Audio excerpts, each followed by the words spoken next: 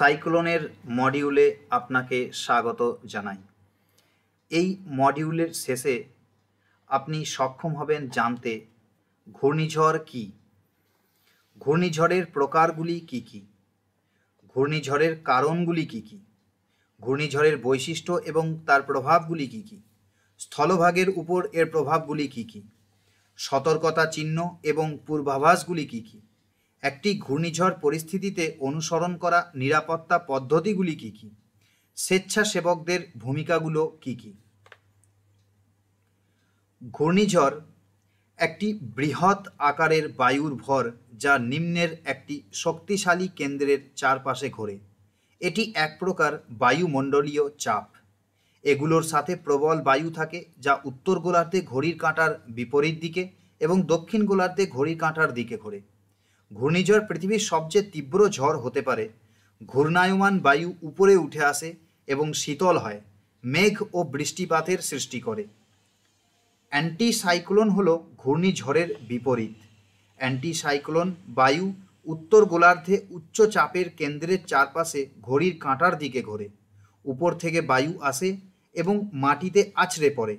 উচ্চচাপ কেন্দ্রে সাধারণত অনুকূল আবহাওয়া থাকে। ঘূর্ণিঝড় সম্পর্কিত পদগুলির মধ্যে রয়েছে ঘূর্ণিঝড়ের চোখ এবং ঘূর্ণিঝড়ের মুখ। একটি ঘূর্ণিঝড়ের চোখ একটি নিম্নচাপ এলাকা যেখানে চাপটি তার আশেপাশের তুলনায় সর্বনিম্ন বলে পরিমাপ করা হয়েছে। যে সীমানায় গরম ও ঠান্ডা বায়ু মিলন হয় তাকে ঘূর্ণিঝড়ের মুখ বলা হয়।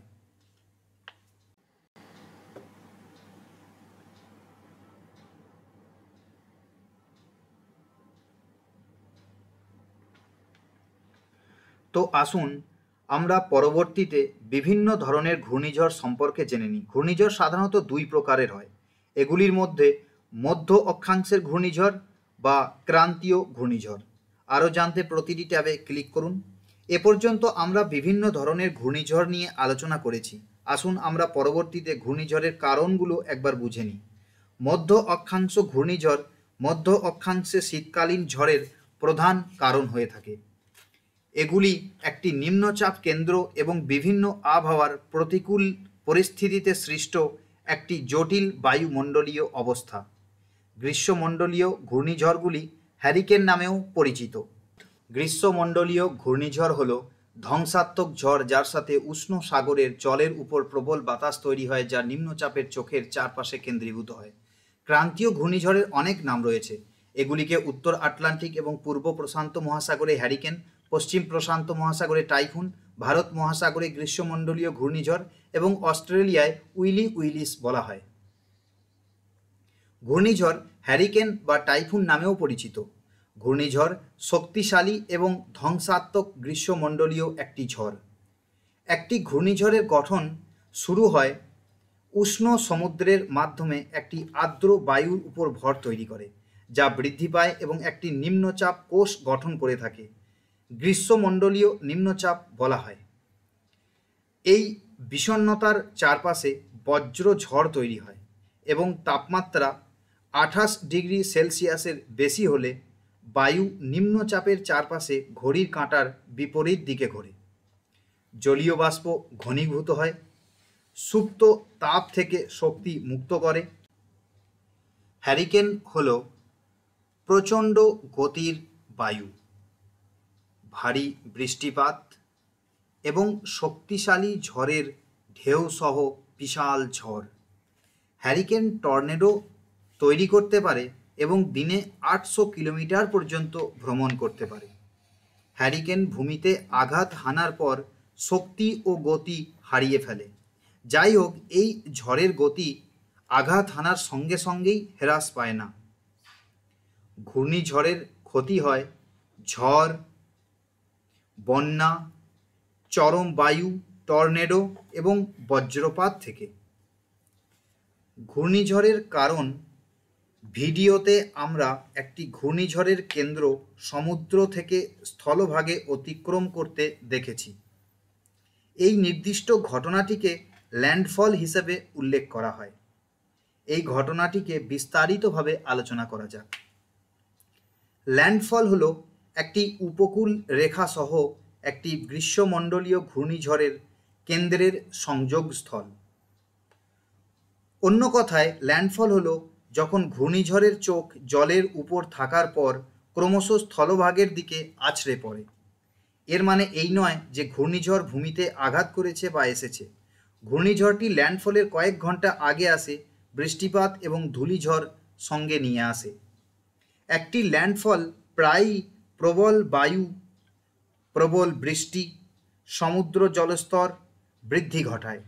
এগুলো পার্শ্ববর্তী অঞ্চলে বসবাসকারী মানুষের জন্য বিপদসংকুল হয়ে দাঁড়াতে পারে।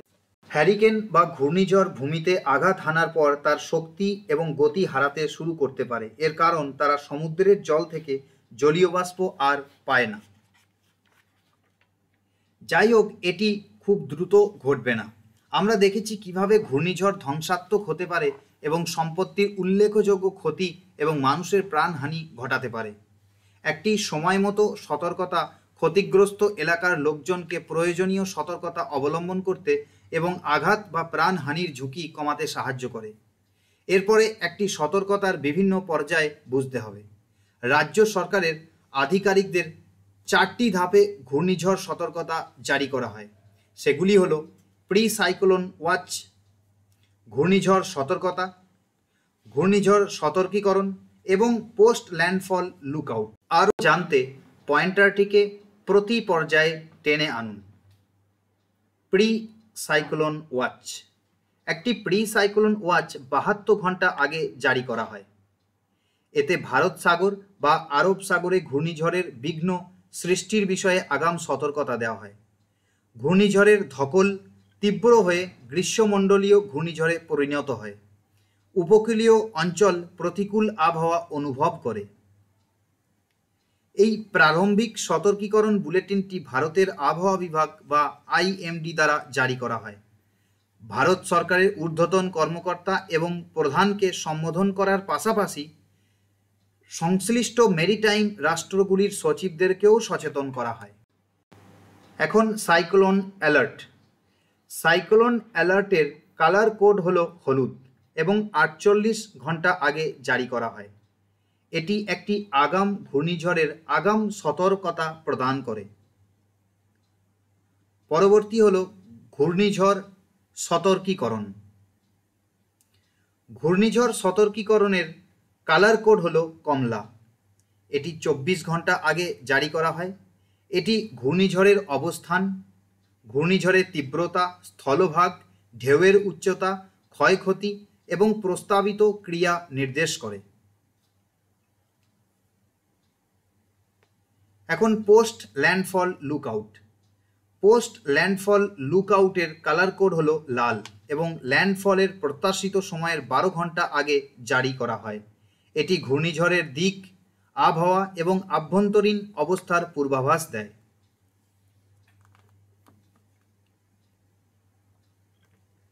এখনো পর্যন্ত আপনি ঘূর্ণিঝড়, ঘূর্ণিঝড়ের ধরন, ঘূর্ণিঝড়ের কারণ এবং 4 পর্যায় সম্পর্কে শিখেছেন। এখন বিষয় সম্পর্কে আপনার বোঝার পরীক্ষার করার জন্য একটি কার্যকলাপ গ্রহণ করা যাক। প্রদত্ত প্রতিটি পদকে এর বর্ণনার সাথে মিলিয়ে নিন। শব্দটিকে টেনে আনুন এবং এটির বর্ণনার সাথে মিল রাখতে স্লটে ফেলে দিন।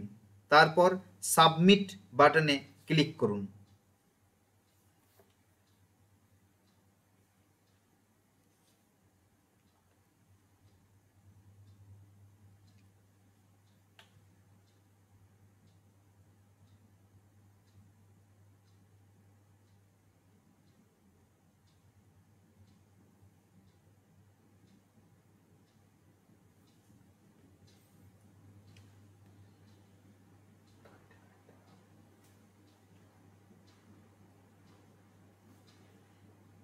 এখন জেনে নেওয়া যাক ঘূর্ণিঝড়ের সময় প্রয়োজনীয় পদক্ষেপগুলি কি কি হতে পারে।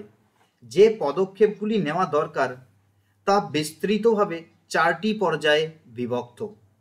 এর মধ্যে রয়েছে ঘূর্ণিঝড় মরশুমের ঠিক আগের ক্রিয়া, ঘূর্ণিঝড়ের সতর্কতা এবং সতর্কতা জানানো হলে করণীয় কার্যকলাপ, যখন স্থানান্তরে নির্দেশ দেওয়া হয় তখন করণীয় পদক্ষেপ এবং ঘূর্ণিঝড় পরবর্তী ব্যবস্থা কি কি আরও জানতে প্রতিটি পর্যায়ে আপনি ক্লিক করুন। ঘূর্ণিঝড়ের আগমনের আগে এই নির্দেশিকাগুলি অনুসরণ করুন। ঘর পরীক্ষা করুন, আলগা টাইলস সুরক্ষিত করুন এবং দরজা জানলা মেরামত করুন। বাড়ির কাছাকাছি শুকনো ডাল বা পড়ে থাকা গাছগুলোকে সরিয়ে দিন। নোংর অপসারণযোগ্য বস্তু যেমন কাঠের স্তূপ, আলগা টিনের চাল, আলগা ইট, আবর্জনার ক্যান, সাইনবোর্ড ইত্যাদি যা প্রবল বাতাসে উড়ে যেতে পারে সেগুলোকে আপনি সরিয়ে রাখুন। জরাজীর্ণ বাড়িঘর ভেঙে ফেলুন। কিছু কাঠের বোর্ড প্রস্তুত রাখুন যাতে কাঁচের জানলাকে ঢেকে রাখা যায়। প্রয়োজনে কেরোসিন ভর্তি হ্যারিকেন, লণ্ঠন, ব্যাটারি চালিত টর্চ এবং পর্যাপ্ত শুকনো খাবার সঙ্গে রাখুন। ট্রানজিস্টার বা রেডিওর জন্য কিছু অতিরিক্ত ব্যাটারি রাখুন। জরুরি সময়ে ব্যবহারের জন্য কিছু শুকনো অপচনশীল খাবার প্রস্তুত রাখুন। ঘূর্ণিঝড় সম্পর্কিত সতর্কতা এবং সতর্ক বার্তা জানানো হলে আমাদের কি করণীয় তা দেখা যাক। রেডিও শুনুন, কারণ অল ইন্ডিয়া রেডিও স্টেশনগুলি আবহাওয়ার সতর্কবার্তা দেয়। সতর্কতাগুলি পর্যবেক্ষণ করতে থাকুন। এটি আপনাকে একটি ঘূর্ণিঝড় জরুরি অবস্থার জন্য প্রস্তুত করতে, অন্যদের কাছে তথ্য পাঠাতে সাহায্য করে। আপনারা উচ্চভূমি বা আশ্রয় কেন্দ্রে বন্যা হওয়ার আগে তাড়াতাড়ি চলে যান। যদি আপনার বাড়ি নিরাপদ উঁচু জমিতে তৈরি হয় তাহলে বাড়ির সবচেয়ে নিরাপদ অংশে আশ্রয় নিন। কাঁচের জানলা বোর্ড দিয়ে কভার করুন বা ঝড়ের ঝাপটা থেকে এটিকে বাঁচান। বাইরের দরজাগুলি ভালো করে সাপোর্ট দিয়ে বন্ধ করুন। কাঁচের জানলাগুলিকে পেপার স্ট্রিপ দিয়ে সুরক্ষিত করুন যাতে কাঁচ ভাঙলেও এর দ্বারা কেউ আঘাত না পায়। যাই হোক, এটি জানলা ভাঙা এড়াতে পারে না। অতিরিক্ত খাবার রাখুন যা রান্না না করেও খাওয়া যায়। উপযুক্তভাবে আচ্ছাদিত পাত্রে অতিরিক্ত পানীয় জল সংরক্ষণ করুন। যদি আপনাকে বাড়িটি খালি করতে বলা হয়, বন্যার ক্ষতি কমাতে আপনার মূল্যবান জিনিসগুলো উপরের তলায় নিয়ে যান। ছোট এবং আলগা জিনিস যা প্রবল বায়ুতে উঠতে পারে সেগুলিকে একটি ঘরে নিরাপদে সংরক্ষণ করা উচিত। নিশ্চিত করুন যে আপনার হ্যারিকেন, লণ্ঠন, টর্চ বা অন্যান্য জরুরি বাতিগুলি কাজ করার অবস্থায় আছে এবং সেগুলো আপনার সঙ্গে রাখুন। শিশু এবং প্রাপ্তবয়স্কদের জন্য বিশেষ খাদ্যের ব্যবস্থা করুন। আপনার বাড়ির বৈদ্যুতিক মেন সুইচ বন্ধ করুন এবং শান্ত থাকুন। এখনো পর্যন্ত আমরা ঘূর্ণিঝড় সতর্কতা এবং সতর্কতার সময় কি করতে হবে তা শিখেছি। এখন আসুন জেনে নিই কী করা আমাদের উচিত নয়। গুজব ছড়াবেন না, এটি প্যানিক পরিস্থিতি এড়াতে সাহায্য করে। শুধুমাত্র অফিসিয়াল তথ্যকে বিশ্বাস করুন। আপনার এলাকা ঘূর্ণিঝড়ের সতর্কতার অধীনে থাকা অবস্থায় নিচু সমুদ্র সৈকত বা উপকূলের কাছাকাছি অন্যান্য নিচু এলাকায় যাবেন না। দেরি করবেন না এবং আটকা পড়ার সম্ভাবনার জন্য নিজেকে উন্মুক্ত করুন। আপনারা বাড়ি ছেড়ে যেতে দ্বিধা করবেন না। যদি খালি করতে বলা হয়, বাতাসের মুখোমুখি যে পাশের জানলা বা দরজা খুলবেন না। ঘূর্ণিঝড়ের কেন্দ্র যদি সরাসরি আপনার বাড়ির উপরের দিয়ে চলে যায় তাহলে আধা ঘন্টা বা তারও বেশি সময় ধরে ঝোড়ো হাওয়া ও বৃষ্টিপাত হবে। এ সময় বাইরে বের হবেন না, কারণ শিথিল হওয়ার পরপরই ঝড় আবার শুরু হবে। যখন ইভাকুয়েটের আদেশ জারি করা হয় তখন এই নির্দেশিকাগুলি অনুসরণ করুন। আপনার এবং আপনার পরিবারের জন্য প্রয়োজনীয় জিনিসগুলো প্যাক করুন যাতে কয়েকদিন সেটা স্থায়ী হয়। এর মধ্যে ওষুধ, শিশু বা বয়স্কদের জন্য বিশেষ খাবার অন্তর্ভুক্ত করা উচিত। আপনার এলাকার জন্য নির্দেশিত সঠিক আশ্রয়স্থলে আপনি পৌঁছে যান। ইভাকুয়েশনের সময় আপনার সম্পত্তি সম্পর্কে চিন্তা করবেন না। আশ্রয় কেন্দ্রে দায়িত্ব থাকা ব্যক্তির নির্দেশাবলী অনুসরণ করুন এবং যতক্ষণ না আপনাকে চলে যাওয়ার জন্য জানানো হয় ততক্ষণ পর্যন্ত আশ্রয় কেন্দ্রে। ঘূর্ণিঝড় কেটে যাওয়ার পরে যে ব্যবস্থাগুলি নেওয়া দরকার তা হলো, যতক্ষণ না আপনাকে জানানো হয় যে আপনি বাড়ি ফিরতে পারবেন ততক্ষণ পর্যন্ত আপনি আশ্রয় কেন্দ্রে থাকুন। রোগের বিরুদ্ধে অবিলম্বে টিকা দিন। ল্যাম্প পোস্টের থেকে কোনো আলগা এবং ঝুলন্ত তারগুলিকে কঠোরভাবে এড়িয়ে চলুন। প্রয়োজন হলেই গাড়ি চালান এবং অবিলম্বে আপনার প্রাঙ্গণ থেকে ধ্বংসাবশেষ পরিষ্কার করুন এবং যথাযথ কর্তৃপক্ষের কাছে সঠিক ক্ষতির রিপোর্ট করুন। এখন ঘূর্ণিঝড়ের ঘটনায় স্বেচ্ছাসেবকদের কী ভূমিকা আছে সেগুলো একবার দেখে নেওয়া যাক। স্বেচ্ছাসেবকরা বিশুদ্ধ জল এবং অপচনশীল খাবার বিতরণে সক্রিয়ভাবে অংশগ্রহণ করতে পারে। তারা কাদা থেকে ঘর পরিষ্কার করতে এবং ভেঙে পড়া বাড়ি এবং দোকান পরিষ্কার করতে সাহায্য করতে পারে। তারা স্থান থেকে পতিত গাছ এবং অন্যান্য ধ্বংসাবশেষ অপসারণ করতে সাহায্য করতে পারে। স্বেচ্ছাসেবকরা মৌলিক সুযোগ সুবিধা পুনরুদ্ধারে সরকারি বিভাগকে সহায়তা করতে পারে এবং ত্রাণ শিবির ব্যবস্থাপনায় সক্রিয়ভাবে অংশগ্রহণ করতে পারে। এর সাথে আমরা মডিউলের একদম শেষ প্রান্তে চলে এসেছি। চলুন মডিউলে আলোচিত মূল বিষয়গুলি একবার স্মরণ করে নেওয়া যাক। একটি ঘূর্ণিঝড় একটি বৃহৎ আকারের বায়ুভর যা নিম্ন বায়ুমণ্ডলীয় চাপের একটি শক্তিশালী কেন্দ্রের চারপাশে ঘুরে। ঘূর্ণিঝড় প্রধানত দুই প্রকারের হয়ে থাকে। সেগুলি হলো মধ্য অক্ষাংশের ঘূর্ণিঝড়, যা নিম্নচাপ কেন্দ্রের সাথে মুখ বরাবর গঠিত হওয়া একটি বৈচিত্র্যময় আবহাওয়া, এবং গ্রীষ্মমণ্ডলীয় ঘূর্ণিঝড়গুলি উষ্ণ মহাসাগরের জলের উপরে গঠিত হয়। এটি একটি নিম্নচাপের চোখের চারপাশে কেন্দ্রীভূত হয়। যখন একটি ঘূর্ণিঝড় স্থলভাগে আছড়ে পড়ে তখন এটি প্রবল বাতাস, ভারী বৃষ্টিপাত, ঝড় বৃষ্টি এবং অবকাঠামো ও সম্পত্তির সম্ভাব্য ক্ষতির মতো বিধ্বংসী প্রভাব আনতে পারে। রাজ্য সরকারের আধিকারিকদের 4টি ধাপে ঘূর্ণিঝড় সতর্কতা জারি করা হয়। সেগুলি হলো প্রি সাইক্লোন ওয়াচ, ঘূর্ণিঝড় সতর্কতা, ঘূর্ণিঝড় সতর্কীকরণ এবং পোস্ট ল্যান্ডফল লুকআউট। সতর্কতা সংকেত, পূর্বাভাস, সরিয়ে নিয়ে যাওয়ার আদেশ এবং ঘূর্ণিঝড়ের পরে নেওয়া ব্যবস্থা যা কর্তৃপক্ষের দ্বারা জারি করা হয় তা মনোযোগ দেওয়া অত্যন্ত আমাদের পক্ষে গুরুত্বপূর্ণ। এখন বিষয় সম্পর্কে আপনি কতটা বুঝেছেন সেটা পরীক্ষা করার সময় এসে গেছে। এটি একটি মূল্যায়ন অনুশীলন। সমস্ত প্রশ্নের সমান মান আছে। পরীক্ষা পাশ করার জন্য আপনাকে অন্ততপক্ষে 60% স্কোর করতে হবে। প্রশ্নগুলি আপনি মনোযোগ সহকারে পড়ুন এবং উপযুক্ত বিকল্পগুলি নির্বাচন করুন।